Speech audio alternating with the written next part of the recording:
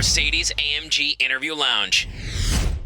I don't know if you've ever watched Iyanla, Vanzant on OWN and Fix My Life. This show has been around for, 8 seasons? And all the people, if Iyanla, if you could count up all the people you've worked with on the show, it would be thousands of lives that you have done everything within your power to change. You know? Well, not thousands of guests, but yeah, thousands and thousands of people. Yeah. Well, yeah, it's just, it's such a gift to be able to look at someone, observe their life, the way they're living it, and say, hey, have you thought about living it this way? And you can actually sometimes, I bet, see them their eyes just open up, and you can see them listening to what you're saying and actually saying, yeah, I can do that. No, they don't say that. They want to fight me for pointing out that the way they're living doesn't work. I know, but don't they enjoy the fight? Don't you guys enjoy the challenge? Yeah. Every now and then I do. Yeah, yes. Because most of us, we don't do what we do because we're paying attention. We stop paying attention to our lives and we get into the habitual rhythm of it. And we just do what we do. And we don't even understand this isn't working. And then we get mad at people around us because it isn't working. When it's you, boo, it's your life. Yes. Tell them. Every morning, as we do this morning show, people who listen to us every day, they are creatures of habit. Oh, yeah. They are, I guarantee you, brushing their teeth at almost the same time every day, going through a special intersection in their neighborhood at the same time every day. Yeah. But it's not just the way you live your morning routine, your life, as you were saying. Our lives, we live in this routine, and sometimes we question, why am I so frustrated with where I am not going? Yeah. It's because you are at the same stop sign at the same place every day in your life. And it's habitual, so we're not exercising our brain, and we've got just like a groove. In my last book, Get Over It, I talked about the grooves that we create, the tread marks that we have in our brains that take us out of who we are, and we just get into the rut. People do it in relationships, they do it in jobs, and it really takes cojones and courage to say, wait a minute, hold up, this is just not working. I love how Iyanla, she had her hands down near her midsection for cojones, and then courage was at her chest. I like it. We love body language. It's really important to understand that you can use these year-end, New Year benchmarks in the calendar to reset and rethink. And not only are we going into a new year, we're going into a new decade. A new decade. But we're leaving a decade behind. What lesson have we learned from this past decade? Things that we should be leaving behind in our rearview mirrors. I don't know what we learned, but I know what we need to leave behind. What's that? Againstness. There is so much againstness. Just being against you. You can't say this because I'm coming for you. Or if you do that, I'm coming. So much against Nobody wants to listen to anybody. Right. That's, I feel like, everyone's biggest problem. Nobody gives anybody a chance to explain. Right away, you're ready to just jump with your opinion and what you think is correct. Or eliminate them from your life. Yeah. And People always don't searching know. for the flaw. That's it. We're awfulizing. We're looking for the worst possible outcome. And it's not that they don't listen. We don't know how to listen. Because when someone's speaking, we're formulating our answer in their mind. So we really haven't heard what they said. I didn't hear what you said. I heard what I'm listening to. And then I'm responding to that. And usually it's so off the point of what you were saying. Now we're at odds, and we don't even know what we're fighting about. So we need to get out of our heads and into the heads of others and listen to what they're saying. Yeah. And I'm a firm believer in thinking even the people who really just make me nuts because they just are living a life of againstness, they really down deep are good people. There are some great people out there who we are totally writing off because they've given up on us first. Well, it's their mind. What determines it's your character, first of all. And some people really have bad character that leads to bad behavior. That's not their core and their essence. At the core and their essence, we're all the same. We're all divine. Describe to everyone what character is in your opinion. Good character versus bad. Is the values. This is how I teach it. What you stand with, what you stand on, what you stand for, and within yourself. What do you stand on? What are your values? I stand on love and joy and peace and freedom. What do you stand with? Meaning, how do you bring your history, your story, your energy forward in a way that empowers you, not disempowers you? What do you stand with? What do you stand on? What do you stand for? I'm a very nice, spiritually grounded person. But if you mistreat children, I'm coming for your ass. There you go. I'm coming for you. If you abuse women, I'm coming for you. My Brooklyn just gets agitated and I can't control myself. And then I'll pray for you after I whip up on your behind. And that's the key. You know what? What you said is so important.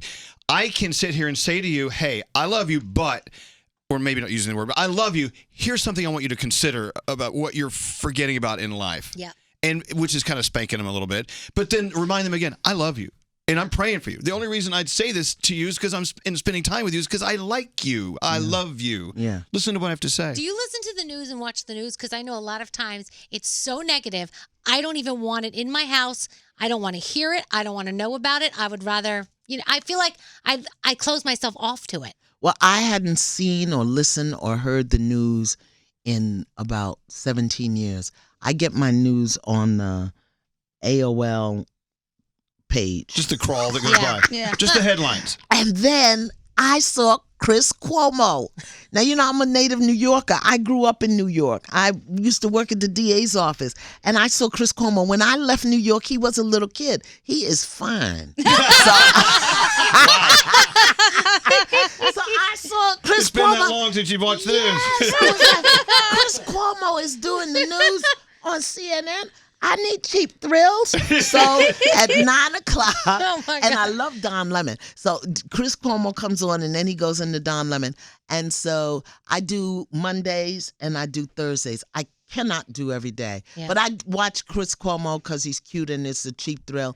And I watch Don Lemon because that's my buddy. He gives you something to think about. That's the Monday and most wholesome Thursday. cheap thrill I've ever heard. Yeah. Just Yeah. watch the news. You're getting He something was out of a your cheap thrill. teenager. I can't believe it. He's a great. That shows you how old I am, right? Oh, no. Stop. Hey, so we're thinking about what we need to leave behind in the last decade. So what's your prayer for all of us, including yourself, for the new decade? I pray that we free our hearts from the lack of compassion that we have for one another. I pray that we learn to see ourselves in each other and forgive the parts of us that we find unacceptable. It sounds simple. Yeah. And it actually is, if you think about it, it's very simple. Yeah. We overthink things. We really do.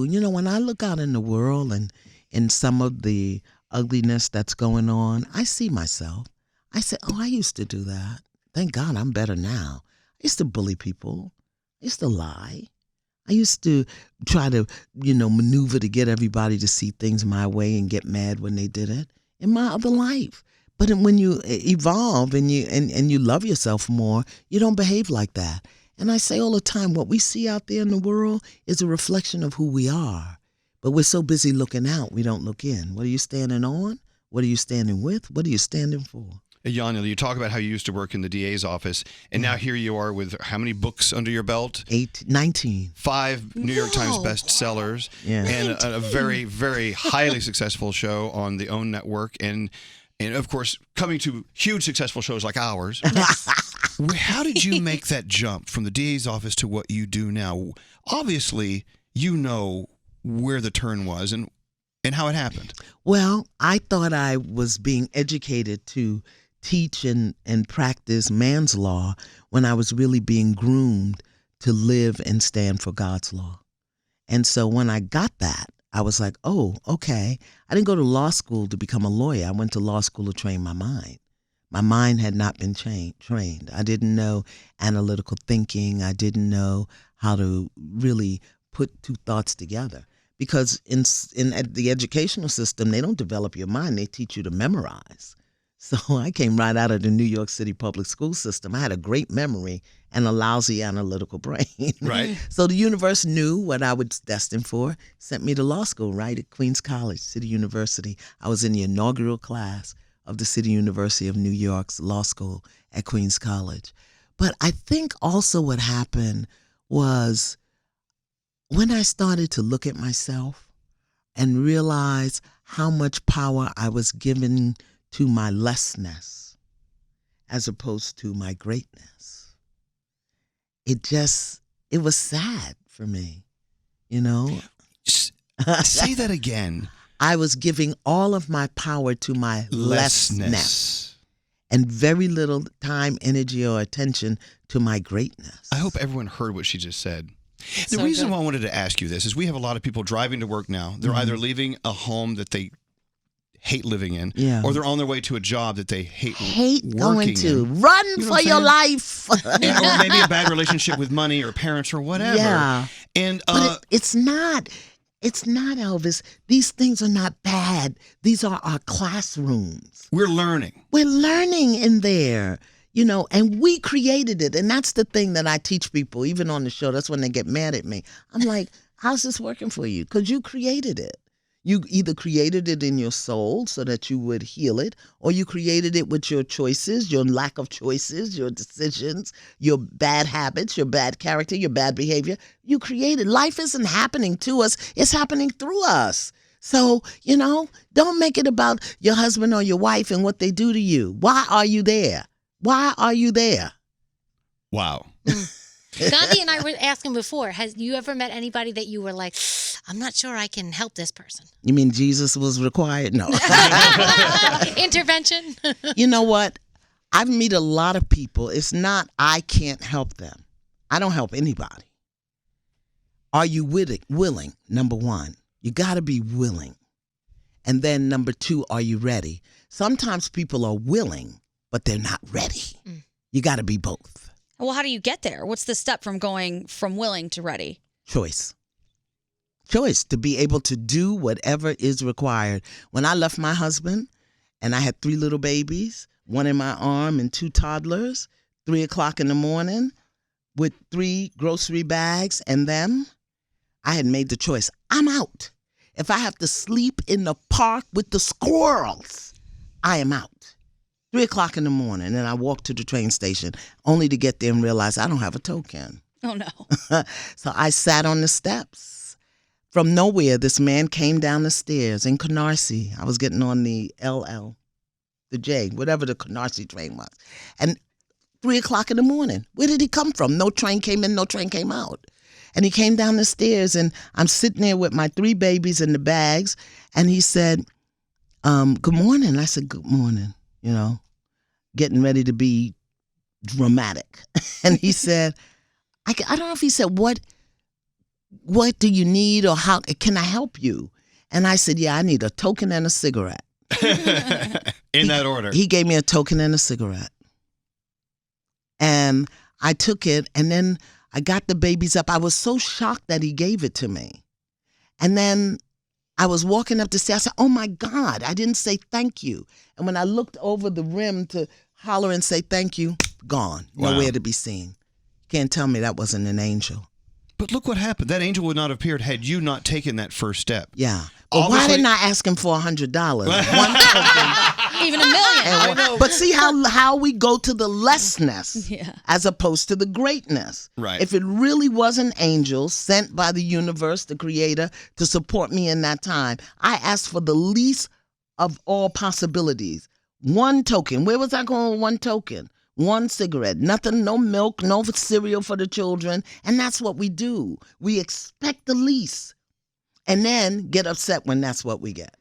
I know, but even at that day, the least was the beginning of a new life. Right, Yeah. it really was. And obviously you were in a point of desperation, or you would not have done what you did at 3 a.m. with babies, bags of groceries, Yeah. and I nothing don't else. know. No groceries, just clothes. I Just didn't clothes, take the bags of food. I clothes. took the clothes, honey. I don't know if would I hate was for desperate. people. I would hate for people to find themselves to be at a point where they're You don't have leaving to the do house that. at 3 a.m. With your babies. No, but, you know, we like our creature comforts. We like to be comfortable. So when it comes time to make a choice, we think first of all the reasons why it's not going to work, why this is going to be too hard. And it's not until you get to that point, that willingness and that readiness to do whatever it takes, and trust that the universe will provide you with what you need. It takes courage. That's number one, but that's good character. Right. You know, and people think that they can buy courage, eat courage, suck it up out the air. It comes from you doing what is required, just like discipline. Discipline comes from doing. You have to have discipline. You can't build it you got to do it. Courage comes from doing. Willingness comes from doing. Making choices comes from doing. And these are things that we're not real good at. We're not good at it. But you know what? Once you learn that you can do it, for instance, for me, I learned about 10 years ago the power of the word no. Oh, that's the big one, right? But you know what? I didn't do that overnight. I was in my 40s before I realized I can say no. And it doesn't mean I'm being mean, doesn't mean I'm being vicious, doesn't mean I'm being selfish in a bad way. Yeah. It means, no, that's not for me. Do you know no is the only word that does not require an explanation? But what happens is we talk ourselves out of our no and give a weak yes. And if you don't have a strong no, your yes will sell you out. Wow. Because you'll be saying yes to things you really want to say no to. We're rolling into a new season of Iyanla Fix My Life. Of course, on OWN, and she's here with us now. And I was reading from Essence, your 3 life mantras. Do you remember what they are by heart? Well, there's so many of them. Which one? Well, the 3 that they hit on, actually there's 4 written here. There's no thing to fear. There is nothing to fear. There's no thing to fear. No thing to fear. Explain that. Well, people say nothing, but no thing, no person, no experience, no thought, no feeling to fear. There is no thing to fear because it's all in your mind.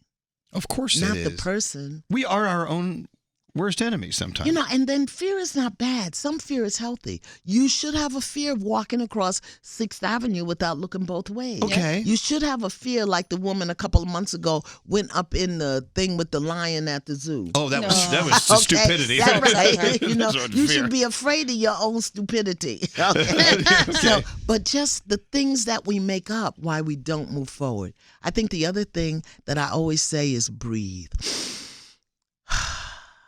Feels good, doesn't it? People don't breathe. And then they get brain constipation and emotional gas, and they can't move. They're stuck in their energy. So breathe. My next favorite on your list is all things are lessons that God would have me learn. Yeah, that's a lesson from A Course in Miracles. And may I interrupt for just a second? Yeah, and then I go want you to explain, and I'll because shut this up. past, no, don't shut up at all. And I hate interrupting, but I'm just so excited about this point. We learned this firsthand on our show. This past 2 years have been very trying for many, many very, very huge, massive, emotionally draining reasons. And my first thing I always say to my team and my family is, stop before you start getting very sad and frustrated over what we're going through. What are we learning from this? Yeah. We are learning something from this Yeah. with each and every bad and good thing. So please tell us how it applies to you. That's it. All things are lessons that life, God, the universe would have you learn. It doesn't come to hurt you, destroy you. It comes to grow you. And we don't ask that question, what am I learning? What are you learning from staying in a marriage that you're really not happy in? What are you learning by not following your dream? What are you learning about staying on a job, working where you're not happy and not pursuing your passion? I have a T-shirt that says, passion is purpose, not a job. So many people think their purpose is their job. No, your job is what you do to earn a living. Your passion could be something totally different. So that's it. All things are lessons that God would have us learn. And also on the list, today, I begin a new life. Yes. How powerful is that? Today, I don't Why care. wait? Yeah, why wait? I don't care how. I told somebody I was on tour this fall, and I said, in my younger days, I wasn't a hoe, but I was hoe-ish. A thin line between the two. I was hoish around the edge, I had all of these reasons. You were cuddly. Right, You're good. for seeking love outside of myself. That today would be considered a whore. But I was hoish. But that doesn't have anything to do with today. I begin a new life today, and I take my lessons from my hoedom. It's like a kingdom, but it's a hoedown. That's why I get frustrated sometimes, Iyanla, where people say, I have all these resolutions and I will begin them on January 1st. I'm like, well, then you're not serious about those. If you were serious about them, you would start them right now. Well, let me just say this. One of the reasons people don't follow through with their New Year's resolutions is because they're making them in the wrong season. Winter is not the time to lay your plan down. Winter is the time to rest, to hibernate, to reflect. The bears are asleep, the snakes are shedding, and we, the humans, are trying to start a business. No. Yeah, lose some weight when it's the season to get fat. Right, exactly. I'm wearing bigger sweaters. Crazy? Did you ever think about that? Let's stop eating around Thanksgiving. Right. Doesn't make sense. You're supposed to start your plans in the spring when things are budding and blooming. And the fall is when you reflect. The winter is when you rest. The spring is when you plan. And the summer is when you enjoy. So that's why it's the wrong time of the year. Your body, the organism, is not even in alignment and in sync with really doing something new. But make your plans. Begin to reflect. What did you learn this year? Where do you need some work? And now we're not only ending a year, we're ending a decade. Big stuff. Big, huge. And not only ending a decade, but 2020, I do all kind of stuff. 2 plus 0 is 2, plus 2 is 4, plus 0 is 4. This is a 4-year we're going into. That's the energy of foundation, of building, rebuilding, rebooting. So people are trying to do something new when they need to be reflecting on what they did or didn't do and what new bricks they need to lay in their foundation. It sounds fun to me. It is fun. I'm going to do a 6-week course on it online. Are you really? Yeah, How do I we am. find out more about that? Iyanla.com. Go to Iyanla.com. You made it easy for me. There Yes. we go. Thank God. Iyanla. Now, of course, nobody can spell Iyanla. They're going to put Iyon. Iyanla. It's easy to find if you just Google it. Yeah, Google it up. Iyanla. The I is an E. Iyanla, thank you so much for coming on Thank today. you for having me. What's the name of your latest book? Get Over It. Get Over It. Thought like that. therapy for healing the hard stuff. It's like Cher in Moonstruck. Slap Yeah. him. Snap out of it. And then I want y'all to go to masterpiecebodytherapy.com and take a look at my all natural body products, because we got to clean up our energy. They clean your body as they clean your energy, because everything is energy. Everything. Yeah. Absolutely. Thank you. It's for so great having having me. you here. Thank you. Don't you feel the energy in the room? I do. It's very calming. Yeah, is it? I need that. Unlike an hour ago. Thank God you weren't here for that. Yeah. And tell Max, give Max a hug for me. I will. I'm going to tongue kiss my schnauzer. Oh, Lord. That's TMI. No, it's not Took it too enough. far. Iyanla, thank you so much for coming Thank in you today. for having me. Fabulous.